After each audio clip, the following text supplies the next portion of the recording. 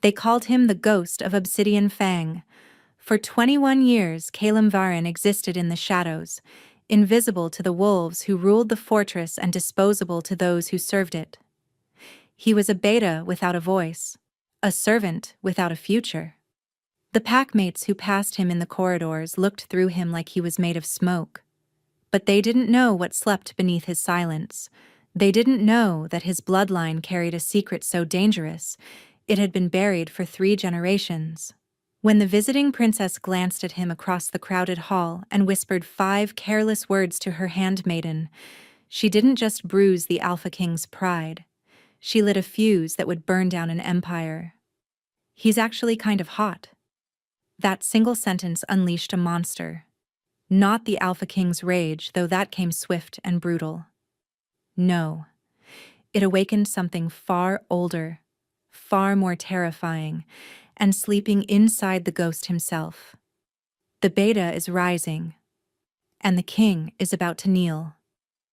The servants' quarters of Obsidian Fang Keep sat beneath the eastern tower, a maze of narrow corridors that never saw sunlight. The walls sweated with condensation. The air tasted of mildew and resignation. Kalimvaran woke before dawn, as he did every morning, to the sound of boots thundering overhead. The warriors were drilling. Somewhere above him, powerful wolves were honing their skills for glory and conquest. Down here, in the belly of the keep, Kalim's battlefield was a bucket of cold water and a scrub brush. He was tall for a beta, broad-shouldered in a way that seemed almost accidental, as if his body had forgotten its station. His hair was dark, the color of wet ink, perpetually falling into eyes that were an unusual shade of amber, almost gold in certain light. But no one looked closely enough to notice. Betas were furniture. Kalim was less than that. "Varin!" The bark echoed down the stone hallway. Kalim didn't flinch. He knew that voice too well. Torvik, the head of guard, a thick-necked gamma with a sadist smile and breath that could curdle milk. The Alpha King wants the Great Hall spotless before the delegation arrives. Every tile, every column. If I find one speck of dust, I'll have you whipped in the courtyard. "Yes, sir." Kalim kept his eyes on the floor. Torvik stepped closer, his boot nudging Kalim's knee. "Look at me when I speak to you, ghost." Kalim raised his gaze slowly. Something flickered in his amber eyes, a heat that made Torvik hesitate for a fraction of a second. Then it was gone, smothered, pushed down into whatever dark place Kalim kept his pride locked away. "Better." Torvik sneered and marched off, his laughter trailing behind him like a bad smell. Kalim exhaled slowly and gathered his supplies. The great hall of Obsidian Fang was a cathedral of black stone and iron. Chandeliers forged from wolf skulls hung from the vaulted ceiling, their eye sockets filled with ever-burning flames. Banners displaying the pack's crest, a snarling wolf over a crescent moon, lined the walls. It was a room designed to intimidate, and it succeeded. Kalim worked in silence, scrubbing the obsidian tiles until they reflected the torchlight like dark mirrors. His knees ached, his hands were raw, but he had learned long ago that pain was just noise, and noise could be ignored. Well, well, the ghost is haunting the hall today. Kalim's jaw tightened. Vespera Night Hollow, the Alpha King's cousin and self-appointed tormentor of anyone she deemed beneath her, which was everyone. She glided toward him, flanked by 2 Omega girls who giggled on cue. Vespera was beautiful in the way a viper was beautiful, sleek, cold, and venomous. Her silver hair was braided with black pearls, and her dress probably cost more than Kalim would earn in a decade. Missed a spot. She pointed a manicured finger at a tile that was perfectly clean. "I'll address it immediately, my lady." "You'll address it on your hands and knees, where you belong." She placed her heel on his shoulder blade and shoved. Kalim caught himself before his face hit the stone, palms slapping the wet floor. The Omega girls tittered. My cousin is entertaining Princess Seraphine of the Valcrest Dominion tonight. Vespera continued, circling him like a predator. Rumor has it he intends to announce their betrothal. Imagine that ghost. A union that will create the most powerful alliance in centuries. And you'll be here, scrubbing the floor they dance on. She crouched down, her face inches from his. Do you ever wonder what it feels like to matter, Calum? To have someone look at you with something other than disgust? He didn't answer. He had stopped answering years ago. Vespera laughed and stood, adjusting her dress. Finish quickly. If you're still here when the guests arrive, Draven will have your tongue cut out. He doesn't like eyesores. She swept away, her entourage following like obedient shadows. Calum stayed on his hands and knees, breathing through the humiliation. Somewhere deep in his chest, beneath the layers of suppression and survival, something stirred. A growl. Ancient. Furious. Not yet, he told it. Not yet. He pushed the voice down and resumed scrubbing. But tonight was the Blood Moon Gala. Tonight, the Valcrest princess would arrive. And nothing, absolutely nothing, would ever be the same. The Blood Moon Gala transformed Obsidian Fang Keep into a fever dream of crimson and gold. Thousands of candles flickered in iron sconces. Rose petals carpeted the entrance hall, their fragrance mingling with the musk of powerful wolves arriving from every territory in the realm.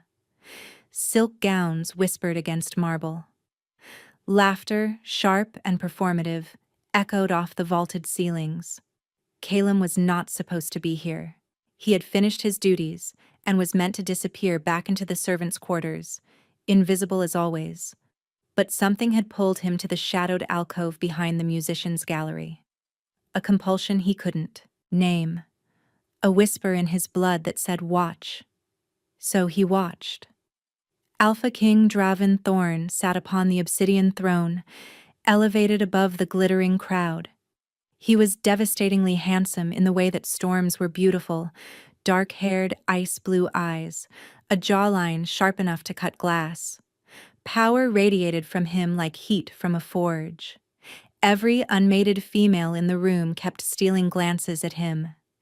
Every male kept their eyes carefully averted. Draven was not just an alpha, he was the Alpha King, ruler of the 5 United Territories, a title won through bloodshed and maintained through fear. At 26, he had already crushed 2 rebellions and executed a council elder who dared question his judgment. He smiled rarely, laughed never, and looked at his subjects the way a wolf looks at sheep. Tonight, though, there was a gleam of anticipation in those cold eyes. The herald's staff struck the floor 3 times. Presenting Her Royal Highness, Princess Seraphine Aldrich of the Valcrest Dominion, Jewel of the Northern Realm, and Daughter of the White Fang. The crowd parted like water. Calum's breath caught. She was nothing like the cold beauties of Draven's court. Where they were sharp edges and calculated smiles, Seraphine Aldrich was warmth and light. Her hair was a cascade of chestnut waves, crowned with a delicate circlet of moonstones. Her gown was ivory silk that moved like liquid as she walked.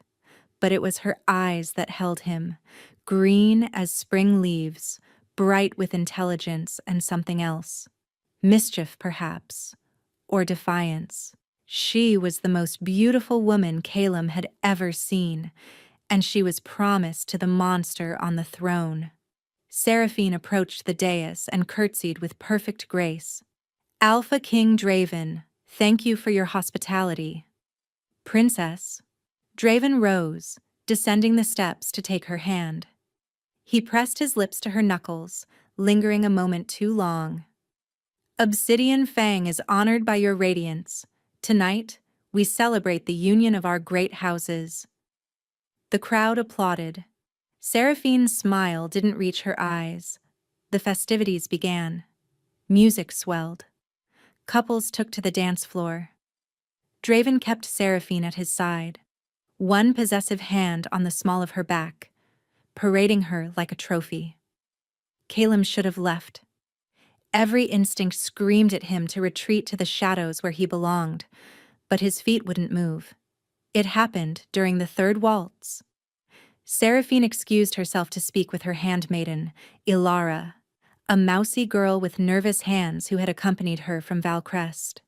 They stood near a pillar draped in crimson silk, close enough to the alcove that Caleb could hear their whispered conversation. "The Alpha King is quite attentive," Ilara murmured. "The Alpha King is quite possessive," Seraphine corrected, her tone dry. "He's looked at me all evening like I'm a brooch he's deciding whether to buy." "Shh! Someone might hear." Seraphine's gaze drifted across the room, restless, searching. It passed over the dancing nobles, the glittering chandeliers, the servants refilling wine goblets, and then it landed on the alcove, on Caleb. Their eyes met. A jolt of electricity shot through Caleb's chest, so sudden and violent that he nearly gasped. Seraphine's lips parted slightly, her brow furrowed as if she was trying to place him, trying to understand why a servant in the shadows had just made her heart skip. Caleb dropped his gaze immediately. "Stupid. Foolish. She's a princess. You're nothing." But Seraphine was still looking at him, her head tilted. The corner of her mouth curved into something almost like a smile. She leaned toward Ilara, her voice barely a whisper, but in a room full of wolves with supernatural hearing, barely was not enough. "That one, by the pillar. He's actually kind of hot." 5 words, casual, almost playful. 5 words that detonated like a bomb. Across the hall, Alpha King Draven Thorn went rigid. His ice-blue eyes snapped toward the alcove, following the trajectory of Seraphine's gaze. They found Caleb in the shadows. Recognition flickered, then disbelief, then something far more dangerous. Rage. The temperature in the room seemed to plummet. Conversations faltered. Dancers stumbled. Every wolf in the hall felt the sudden spike in their king's aura, a pressure wave of dominance and fury that made the weaker ones whimper. Seraphine realized her mistake instantly. The color drained from her face. Draven's voice cut through the silence like a blade. "Guards." 2 armored warriors materialized at his side. "Bring me the beta hiding in the alcove." Draven's smile was terrifying, a predator baring its teeth. "It seems we have a rat who's forgotten his place." Caleb's blood turned to ice. He tried to run, but the guards were faster. They seized him by the arms and dragged him into the light, throwing him onto the dance floor at the Alpha King's feet. The music died. Every eye in the hall fixed on the servant sprawled on the rose petals, and on the king standing over him with murder in his gaze. "Well, well," Draven murmured, circling Caleb slowly. "The ghost of Obsidian Fang. I'd forgotten you existed." He crouched down, gripping Caleb's jaw and forcing his head up. "Tell me, Beta, what is it about you that caught my future queen's eye?" Caleb said nothing. His amber eyes met Draven's blue ones, and for a single heartbeat, something ancient and defiant flickered in their depths. Draven saw it, and his expression shifted from cruel amusement to cold, calculated hatred. "I think," the Alpha King said softly, "we need to remind everyone here what happens when a rat reaches above its station." He rose to his full height, addressing the crowd with a showman's flourish. "Let the entertainment begin." The guards stripped Caleb of his servant's tunic and forced him to his knees in the center of the dance floor. Rose petals stuck to his bare skin. The cold marble bit into his kneecaps. 500 wolves stared down at him with expressions ranging from pity to amusement to hungry anticipation. This was entertainment for them. A break from the monotony of politics and dancing. Alpha King Draven circled him slowly, savoring the moment. 21 years. Draven announced to the crowd. 21 years this creature has lived in my keep, eating my food, breathing my air. And how does he repay my generosity? He paused for effect. By daring to catch the eye of my betrothed. A murmur rippled through the assembly. Seraphine stood frozen near the pillar, her face ashen. Ilara clutched her arm, both of them helpless witnesses. I didn't... Calum started. Draven's boot connected with his ribs. The crack echoed through the silent hall. Calum doubled over, gasping, tasting copper on his tongue. Rats don't speak unless spoken to. Draven crouched down, grabbing a fistful of Calum's dark hair and wrenching his head back. You know what I find fascinating, Ghost? You have no wolf. You've never shifted. You're not even a real beta. You're just a human with a drop of cursed blood. A genetic accident that should have been drowned at birth. He released Calum's hair with a shove. Torvik. The whip. The head of guard stepped forward, a coiled leather whip in his meaty hands. His sadist's smile had returned, wider than ever. 21 lashes, Draven declared. 1 for each year he's wasted space in my territory. Let this be a lesson to all who forget their station. The first lash split the air like a thunderclap. Calum's back erupted in fire. He bit down on his tongue to keep from screaming, blood filling his mouth.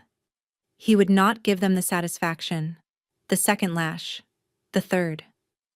By the 5th, his vision was swimming. By the 10th, the world had narrowed to a single point of agony.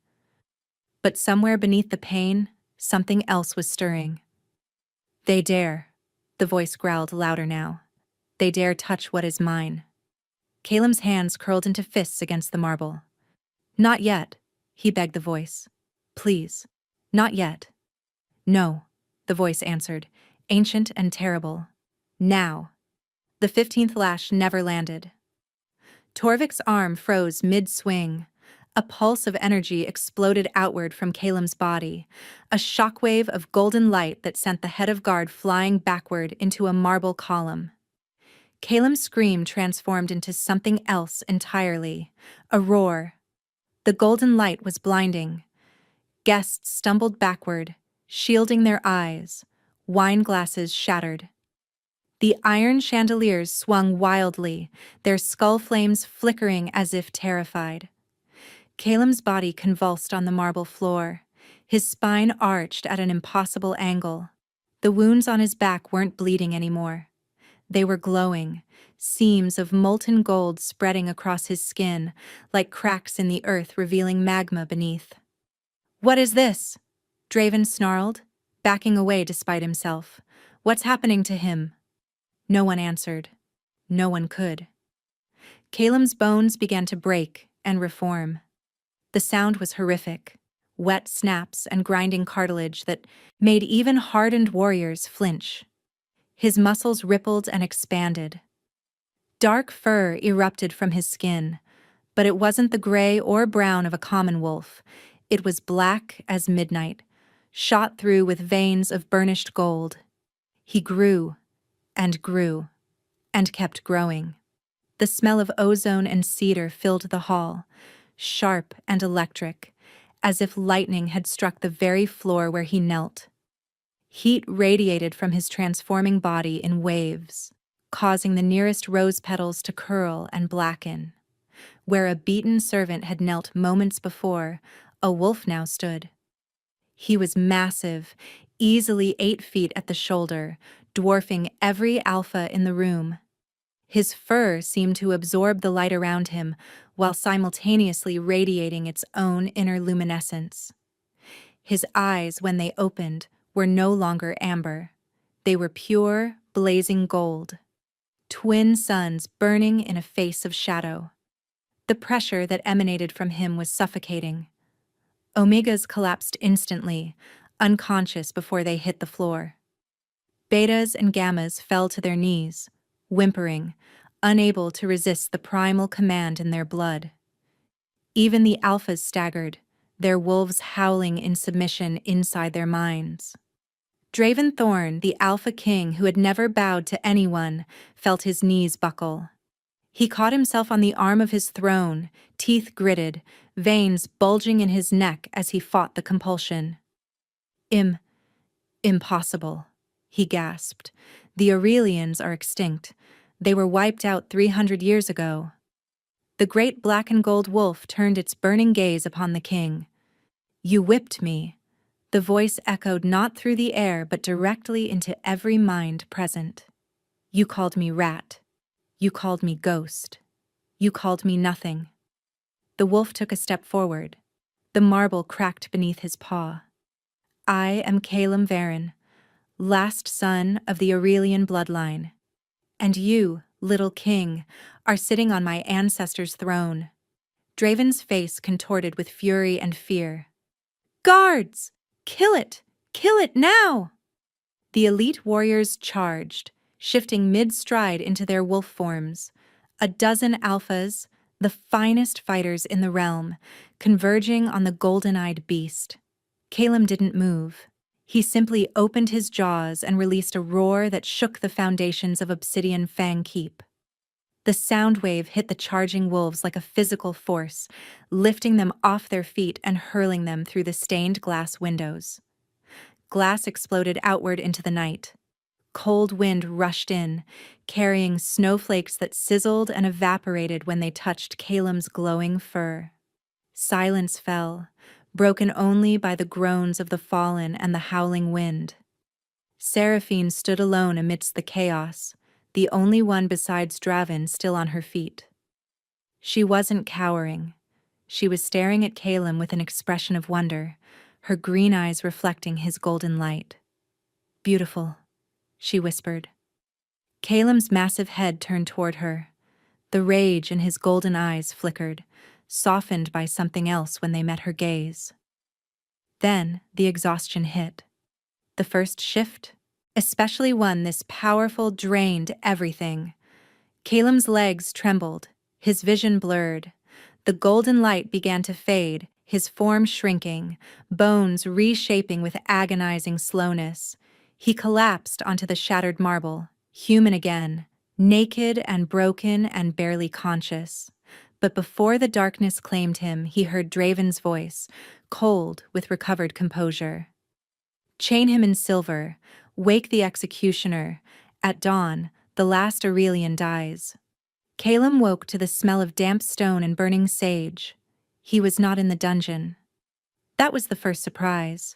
The second was that he was lying on a bed of furs softer than anything he had ever touched, in a room carved from living rock, illuminated by floating orbs of pale blue light. He shot upright, immediately regretting it as pain lanced through every muscle in his body.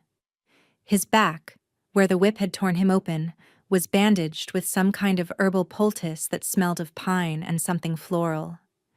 Easy, young one. The voice was deep, calm, ancient. Your body has been through a war. Give it time to remember how to be whole. Calem's head snapped toward the corner of the room. A man sat there in a high-backed chair shrouded in shadow. He was old, impossibly old, with a face like weathered oak and a long silver beard that reached his chest. But his eyes, when they caught the light, were gold, the same gold as Calem's. Who are you? Calem demanded, his voice hoarse. Where am I? How did I? One question at a time. The old man rose, moving with a grace that belied his apparent age. He wore simple robes of gray wool, but there was nothing simple about the power that radiated from him. My name is Mordecai Varen. I am your great-grandfather. And you are in the sanctuary of the forgotten, a place that does not exist on any map and cannot be found by those who wish us harm. Calem's mind reeled. That's not possible. I was told my family were low-ranking servants, that my parents died in a border skirmish. Lies, Mordecai said, settling onto the edge of the bed. Necessary lies, told to protect you. Your father was my grandson, Aldrich Varen, true heir to the Aurelian throne. Your mother was Lysara of the Embervale, a princess in her own right. They were murdered by Draven's father when you were 3 months old. I spirited you away and placed you in Obsidian Fang, hidden in plain sight. Your wolf sealed so deeply that even the most powerful trackers couldn't sense your bloodline. Sealed? Calum touched his chest, remembering the voice, the power, the explosion of golden light. A binding ritual, old magic, designed to keep your wolf dormant until you were ready, or until extreme trauma shattered the seal prematurely. Mordecai's expression darkened. Those fools. If they had simply ignored you, you might have lived your entire life as a ghost. But they couldn't resist breaking what they saw as weak. Their cruelty was their undoing. Calum struggled to process the enormity of what he was hearing. The Aurelians ruled before the Thorns? The Aurelians ruled for 2,000 years, Mordecai corrected. We were the chosen of the sun god, counterbalanced to the moon goddess's children. Our wolves carried the light of dawn in their veins. We didn't just lead the packs, we protected them, united them, and loved them. But the Thorns wanted power without responsibility. They allied with a dark faction and slaughtered our line in a single bloody night. They called it the purging. We call it the betrayal. He placed a weathered hand on Calum's shoulder. You are the last of us, Calum. The last Aurelian. The last golden wolf. And now that you have awakened, nothing will ever be the same. Calum stared at his hands. Normal human hands. But he could feel it now. The power coiled inside him, waiting. Draven will hunt me. He'll never stop. Let him come, Mordecai said, a fierce smile crossing his ancient face. I have waited 300 years for this moment, for you. He stood, walking toward the chamber door. Rest now. Tomorrow, your training begins. Training for what? Mordecai paused at the threshold, looking back with eyes that burned like twin sunrises. To reclaim your throne, to unite the fractured kingdoms, and to make every wolf who ever called you ghost kneel at your feet. He left, the door closing silently behind him. Calum lay back on the furs, his mind spinning. Somewhere in his chest, the golden wolf stirred, content for now, but hungry. Patience, Calum told it. We have waited 21 years. We can wait a little longer. The wolf's response was a low, rumbling growl that vibrated through his bones. Not too long. The girl with green eyes. We will have her. And the false king's head. Outside the sanctuary, hidden in the mountains beyond Draven's reach, a storm was gathering. Lightning flickered on the horizon. And in Obsidian Fang Keep, Princess Seraphine Aldrich sat alone in her guest chambers, refusing to sleep. Unable to forget the golden eyes of a ghost who had turned out to be a god. 3 weeks passed in the Sanctuary of the Forgotten. The hidden fortress was carved into the heart of Mount Valdris, a peak so treacherous that even the most ambitious explorers had abandoned attempts to scale it centuries ago. Inside, however, it was warm, lit by those strange floating orbs and heated by geothermal vents that whispered with ancient magic. Calum trained every waking hour. Mordecai was a brutal teacher. He pushed Calum past the point of exhaustion, forced him to shift and hold his wolf form for hours, and made him run through obstacle courses that would have killed ordinary wolves. But Calum wasn't ordinary. With each passing day, he felt the power inside him growing, stabilizing, and becoming something he could wield rather than something that wielded him. Again, Mordecai commanded, standing at the edge of the training pit. Calum lunged at the enchanted training dummy, his claws extended. He moved, faster than he had yesterday, faster than he had thought possible. The dummy exploded into splinters. Better. Mordecai nodded, the closest thing to praise he ever offered. Now come, there is something you must see. He led Calum through winding corridors to a chamber Calum had never entered. The walls were covered in ancient murals depicting wolves of gold battling creatures of shadow. At the center of the room stood a pedestal, and upon it rested an ancient tome bound in leather that seemed to shimmer. "The Codex of Dawn," Mordecai said reverently, "the sacred text of our bloodline, hidden here since the betrayal." He opened it to a page marked with a faded ribbon. The text was in an old language, but as Calum looked at it, the words seemed to rearrange themselves, becoming legible. "When the last sun rises from the ashes of humiliation," Calum read aloud, "when the golden wolf walks among the shadows, the fractured realms shall tremble. He shall face the usurper in the circle of ancestors, and the sun shall judge the worthy. One shall rule, one shall fall, and the mate who spoke his worth into existence shall crown him or bury him." Calum looked up, his heart hammering. The mate who spoke his worth into existence. "The princess," Mordecai confirmed. Her words at the gala weren't just a casual observation, they were a prophecy trigger. The old magic recognized her voice, her intent, and used it to shatter the seal I had placed on you. "Seraphine is my mate?"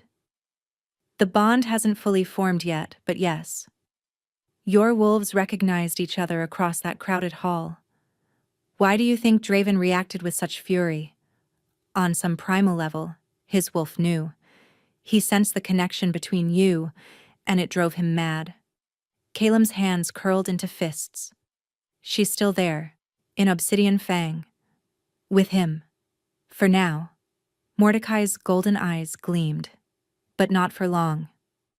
Before Calum could respond, a young wolf burst into the chamber, breathless. "Elder Mordecai, a visitor at the eastern gate. She came alone through the Widow's Pass. She shifted and ran in wolf form for 3 days straight to reach us. She's asking for the golden wolf." Calum's blood turned electric. He knew, even before the words left the messenger's mouth. "She says her name is Seraphine Aldrich. And she says she's defecting." They brought her to the great hall of the sanctuary. Seraphine looked nothing like the pristine princess from the gala. Her borrowed clothes were torn and muddied. Her chestnut hair was tangled with leaves and frost. There were scratches on her arms and dark circles under her eyes. The 3-day run in wolf form had pushed her to her absolute limits. But when her green eyes found Calum across the hall, they blazed with fierce determination. "You came," Calum said, stepping toward her. "I ran." She laughed, a raw, exhausted sound. "The moment Draven realized I had witnessed your transformation without collapsing like the others, he locked me in my chambers. He accused me of being complicit in some plot. He said he would break our betrothal only after he had executed you, and I had watched." Her voice hardened. "I broke a guard's nose with a candlestick and climbed out a window." Despite everything, Calum smiled. Resourceful. Desperate. She closed the distance between them, stopping just inches away. "I don't know what's happening between us.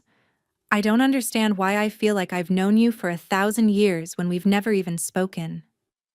But I know that when I saw you on that floor, bleeding, I wanted to tear Draven's throat out with my bare hands." Calum reached up, brushing a leaf from her hair. The touch sent sparks cascading down his spine.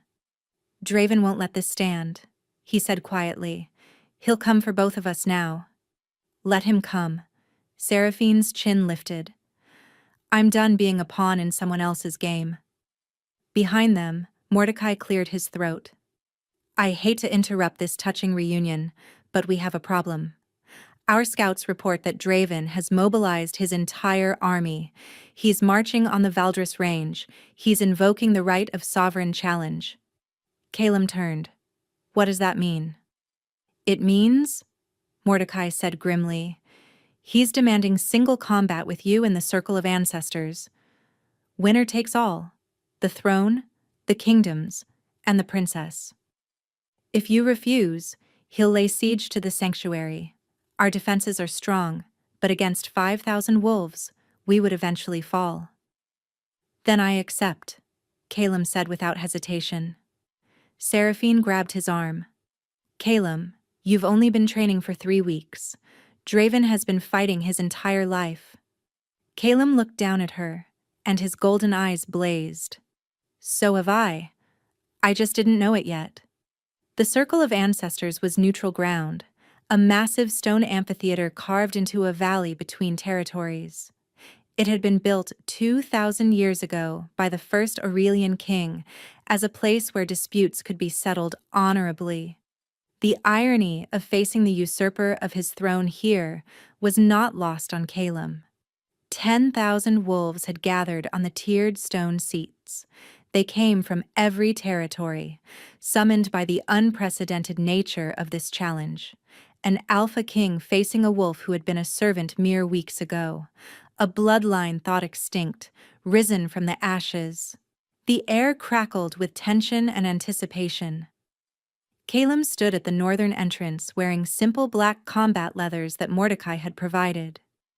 His dark hair was tied back. His amber eyes, flecked with gold, scanned the crowd with calm focus. Seraphine stood beside him, her hand clasping his. "Come back to me," she whispered. "Always." He pressed his forehead to hers, breathing her in, jasmine and snow and something indefinably her. Then he released her and walked into the arena. The southern entrance opened. Alpha King Draven Thorn strode out, flanked by his remaining elite guards. He wore ceremonial armor of black steel etched with silver runes. His dark hair was slicked back, his ice-blue eyes burning with cold fury. Behind him walked Vespera Nighthollow, her silver hair braided for war, and Torvik, the head of guard, his arm still in a sling from where Kylem's shockwave had broken it. The crowd fell silent as both combatants reached the center of the circle. Draven's lip curled. "Look at you, the ghost, playing at being a king. 3 weeks of training with a senile relic, and you think you can challenge me?" "I think," Calum said calmly, "that you've spent your entire life taking what doesn't belong to you, my throne, my people, my mate." Draven's eye twitched at the last word. "She was never yours?" "Her wolf disagrees, as does mine." Draven lunged without warning, shifting mid-leap into his massive black wolf. It was a dirty move, attacking before the official start, designed to catch Calum off guard. It didn't work. Calum shifted in a blaze of golden light, meeting Draven's charge head-on. The collision of their bodies shook the amphitheater. Stone cracked beneath their paws. They separated, circling. Draven was fast, experienced, brutal. He had killed dozens of challengers in this very circle. His wolf was pure alpha, bred for dominance and destruction. But Calum's wolf was something else entirely. Draven lunged again, jaws snapping for Calum's throat. Calum twisted, raking his golden-veined claws across Draven's flank. Blood sprayed across the white stone. The crowd gasped, first blood to the Aurelian. Draven snarled, redoubling his assault. He was stronger than Calum had anticipated, his attacks relentless. A claw caught Calum's shoulder, tearing through fur and muscle. Another slash opened a wound on his hindquarters. Calum stumbled, pain flaring through his body. "Focus," his wolf growled inside him. "He fights with rage. We fight with purpose. Feel the rhythm." Calum closed his golden eyes for a heartbeat, centering himself. When he opened them, everything had changed. He could see the pattern of Draven's attacks now, the telegraph in his shoulders before each lunge, the slight drop of his head before each snap. It was like watching a dance whose steps he suddenly understood. Draven lunged. Calum sidestepped, pivoted, and sank his teeth into the back of Draven's neck. The Alpha King howled, thrashing wildly, but Calum held firm. He bit down harder, feeling vertebrae grind beneath his jaws. One more pound of pressure and he would sever the spine. "Do it," his wolf urged. "End the usurper." But Calum hesitated. Killing Draven would make him a conqueror, not a king.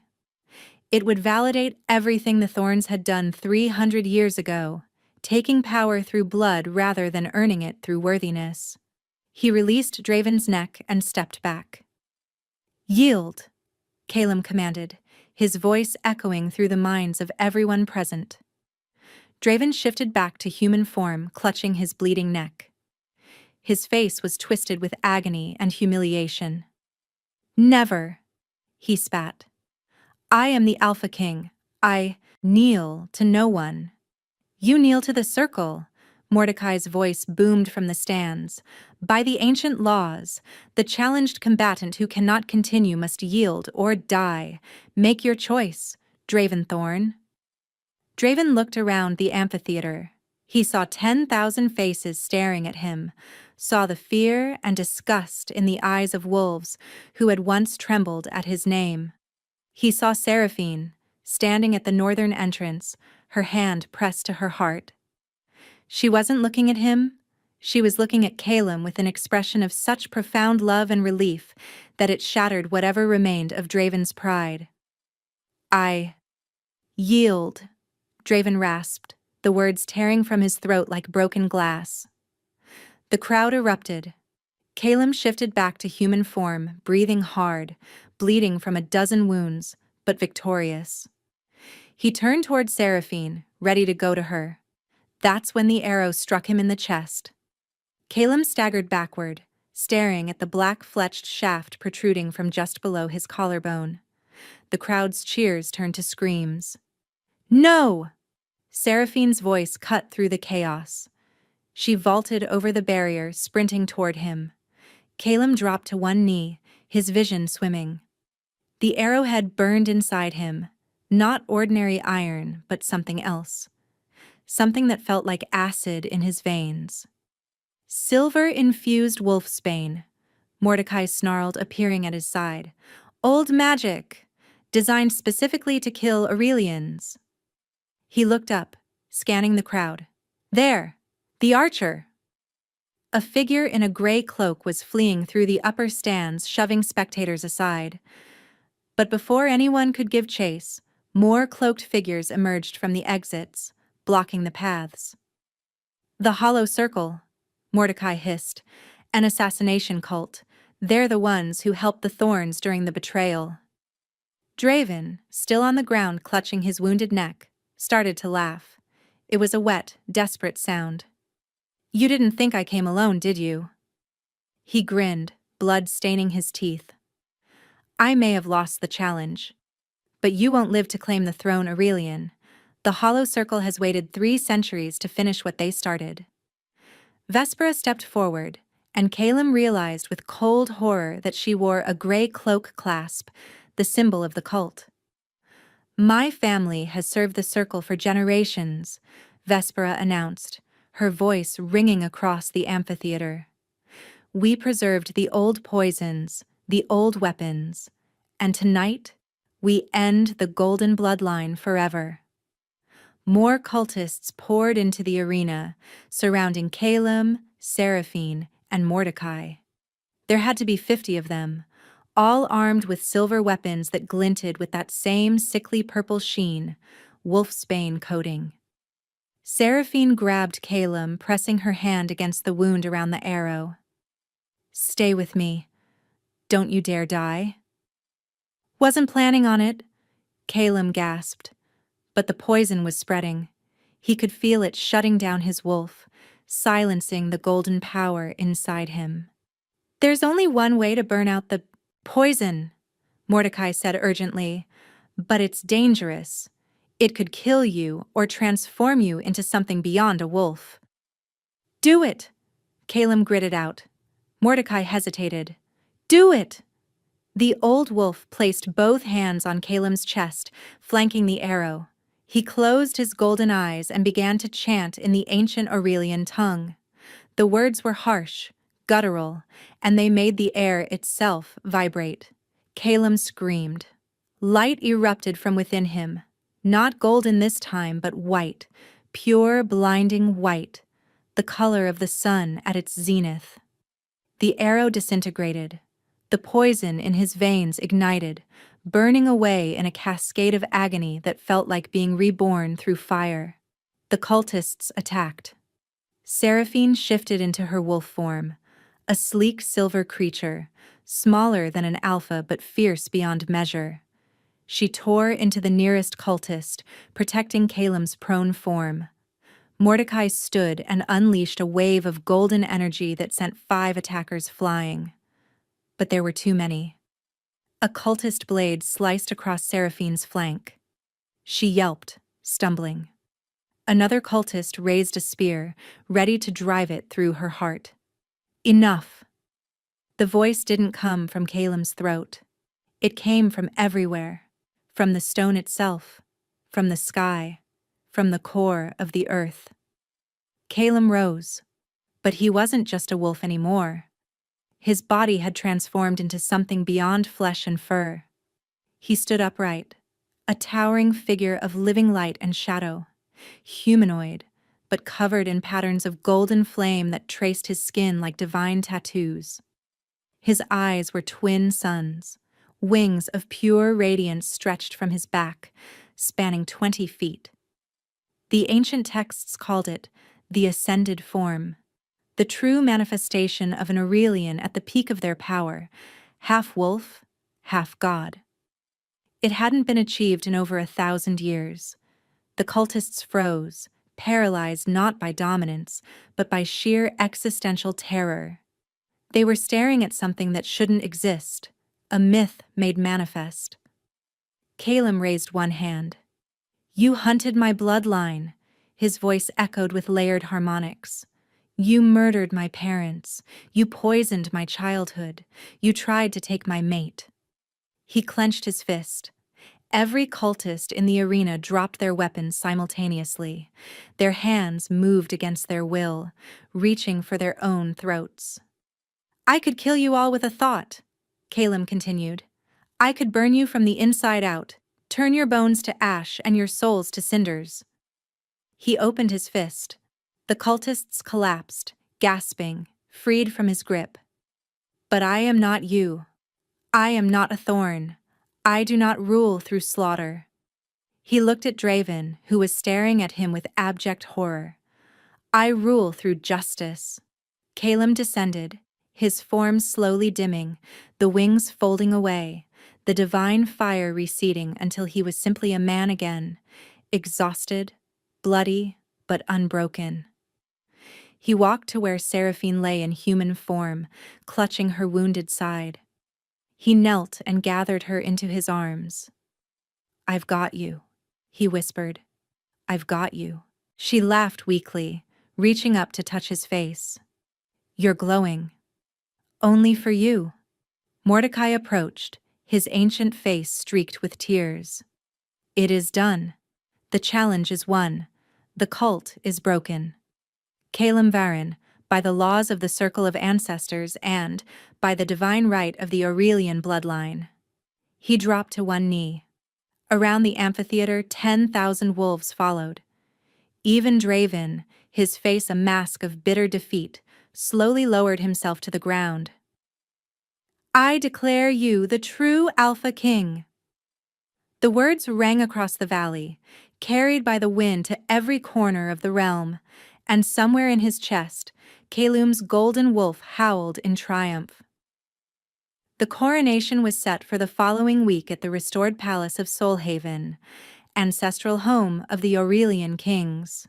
The ancient fortress had been abandoned for 3 centuries, but Mordecai had kept a small group of loyalists maintaining its bones.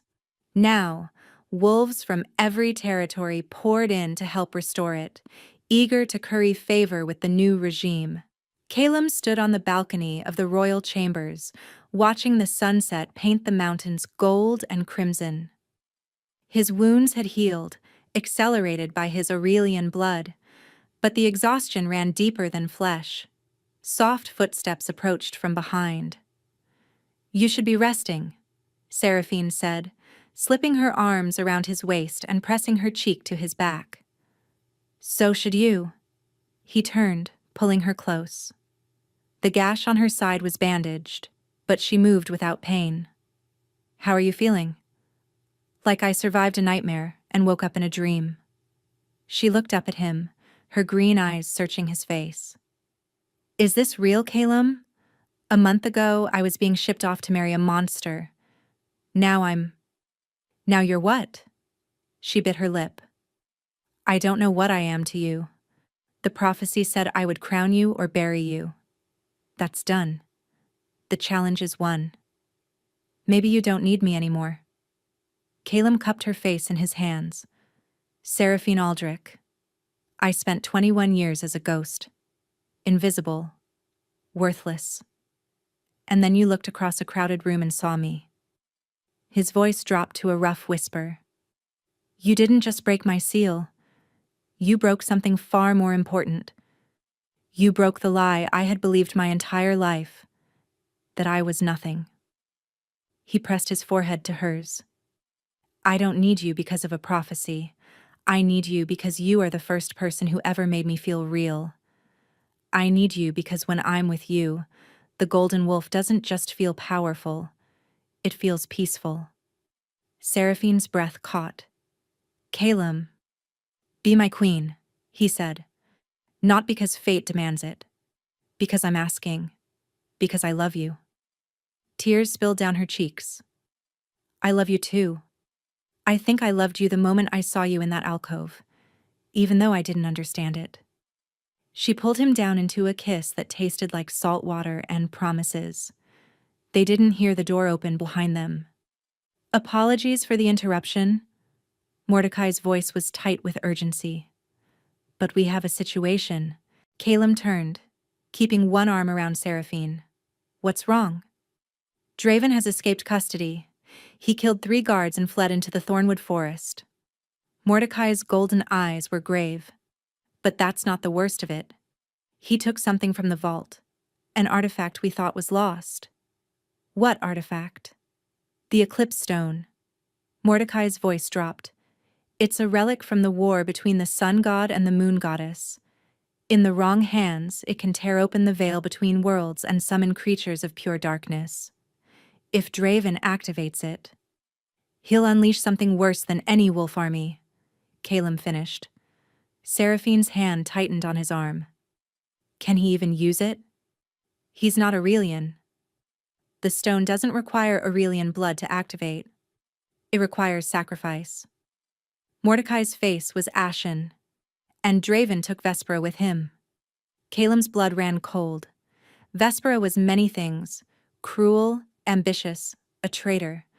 But she was also Draven's cousin. His blood. "She doesn't know," Mordecai added grimly. "He told her they were regrouping to plan a counterattack. By the time she realizes the truth, it will be too late. He's going to kill her to power the stone." "We have until midnight," Mordecai confirmed. "That's when the eclipse reaches its peak. If he completes the ritual, the darkness he summons will consume everything. Soulhaven, the territories, the entire realm." Calum looked at Seraphine. He saw the fear in her eyes, but beneath it, something stronger. Resolve. "Then we stop him," Calum said. "Together," Seraphine added. They ran. The Thornwood Forest was a place of ancient evil. The trees grew so thick that no sunlight penetrated their canopy. The air smelled of rot and old blood. Creatures that were neither wolf nor beast lurked in the shadows, driven mad by centuries of dark energy seeping up from below. At the heart of the forest stood the black altar, a ring of obsidian stones older than memory. Calum, Seraphine, and a small strike team of Aurelian loyalists arrived as the moon began to swallow the sun. The eclipse cast the world in sickly twilight. Draven stood at the center of the altar, the eclipse stone raised above his head. It pulsed with purple-black energy that made Calum's skin crawl. At his feet lay Vespera, bound and gagged, her silver hair matted with blood. Her eyes were wide with terror and betrayal. She had finally understood. "You're too late," Draven called out, his voice manic with triumph. "In 5 minutes, the veil tears open. And then, Aurelian, all your light won't save you from the darkness." "Let her go, Draven." Caleb stepped forward, his golden eyes blazing. "This is between you and me. It was never just between us." Draven laughed. "It's between what you represent and what I represent. Order versus chaos. Light versus shadow. You think you can bring peace? You think these wolves will follow a king who shows mercy?" He kicked Vespera's prone form. "They respect strength. They respect fear. And when I unleash the Shadowborn, they will remember why the Thorns ruled for 300 years." He raised a sacrificial dagger. Caleb moved. He shifted mid-stride, his golden wolf exploding outward. But Draven was ready. He slashed his own palm and pressed the bloody hand to the eclipse stone. The world screamed. A crack split the sky above the altar, a wound in reality itself. Through it poured darkness, not the absence of light but a living, hungry thing. Shapes emerged from the tear, creatures of nightmare with too many limbs and mouths full of void. Shadowborn. "Seraphine, get the Loyalists back!" Caleb roared through the mental link. She hesitated for only a heartbeat before obeying, shifting and herding the strike team away from the altar. Caleb faced the horde alone. The first Shadowborn lunged at him. He tore it apart with claws of golden fire. Another took its place, then another, then 5 more at once. They kept coming, an endless tide of horror pouring through the rift, their shrieks filling the air like breaking glass. Draven watched from the altar, laughing, the eclipse stone clutched to his chest. "You can't win! For everyone you kill, 10 more emerge. The veil will stay open until the eclipse ends, and by then, there won't be a realm left to rule." Caleb was tiring. Even his Aurelian power had limits. The Shadowborn were endless, their claws tearing at his flanks, their void mouths snapping at his throat. "There is one way," his wolf said inside him. "The ascended form. Channel everything through the stone. Use Draven's own weapon against him. It could kill me. It will kill him. And it will close the rift." Caleb didn't hesitate. He gathered every shred of power inside him, every drop of golden fire, every spark of divine inheritance. He felt the ascended form trying to manifest, but this time he didn't let it take shape. He compressed it. All that light, all that energy, condensed into a single point in his chest, and then he released it. Not outward, inward. He launched himself at Draven, crashing through the Shadowborn like a meteor through clouds. He collided with the former Alpha King, one hand closing around the eclipse stone, the other around Draven's throat. "This ends now," Caleb said. He channeled the compressed Aurelian power directly into the stone. The artifact shrieked, a sound beyond hearing, as golden light flooded its corrupted core. The purple-black energy fought back, but it was no match for the concentrated essence of the sun god's chosen bloodline. The rift in the sky began to close. The Shadowborn dissolved, screaming, unable to exist in the presence of such radiant force.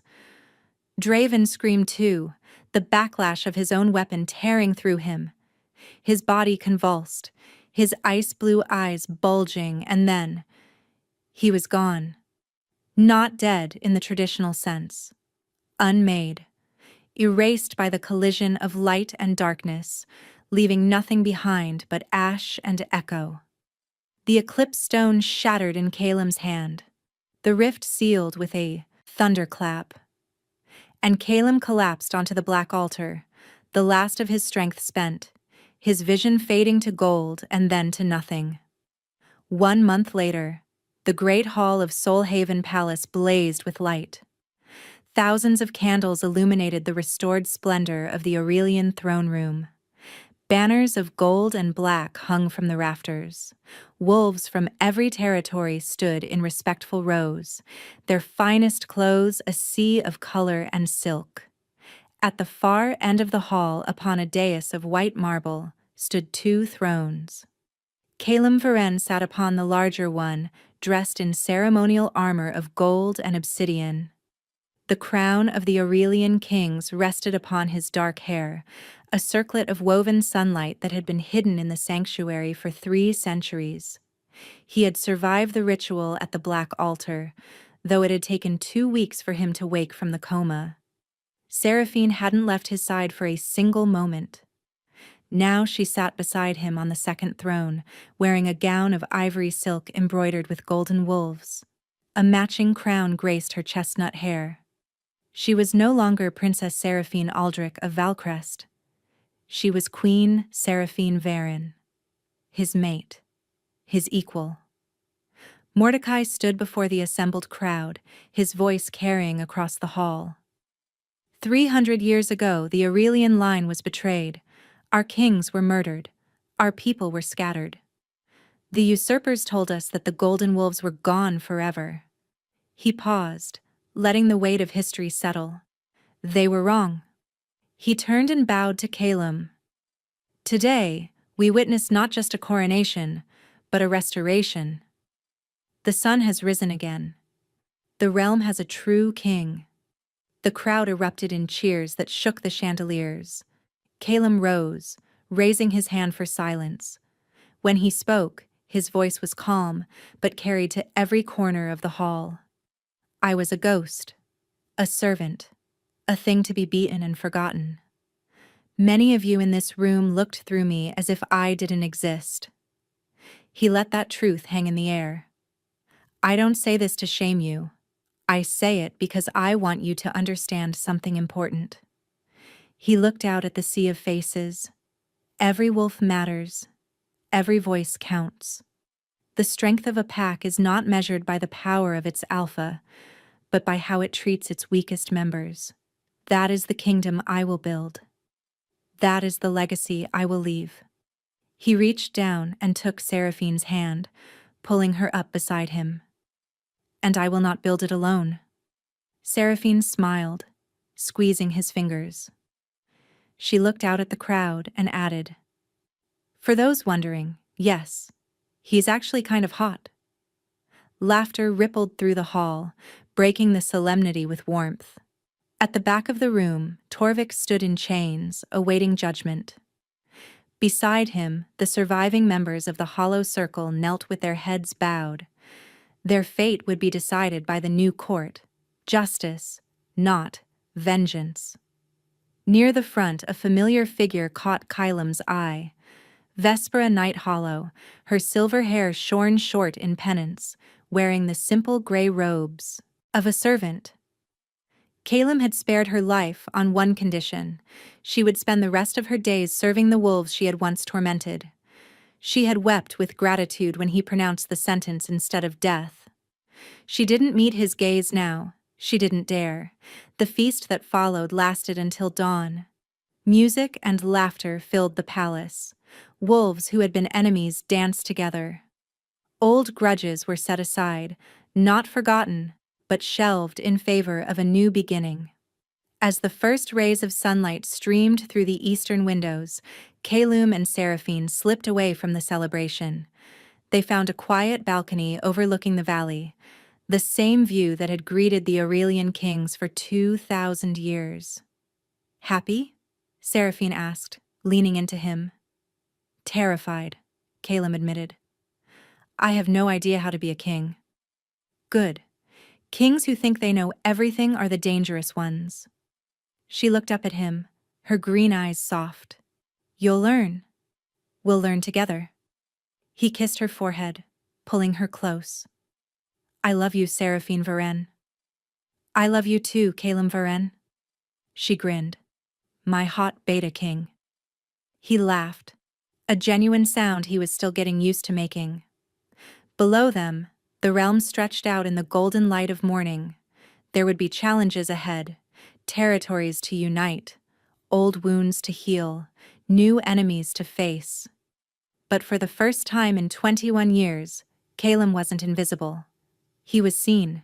He was loved. He was home. The ghost had become a god, and the entire court was kneeling. If you enjoyed this story and want more epic tales of revenge, romance, and redemption, make sure to smash that like button, subscribe to the channel, and hit the notification bell so you never miss an upload. We drop fresh stories every single day. Thanks for watching, and I'll see you in the next one.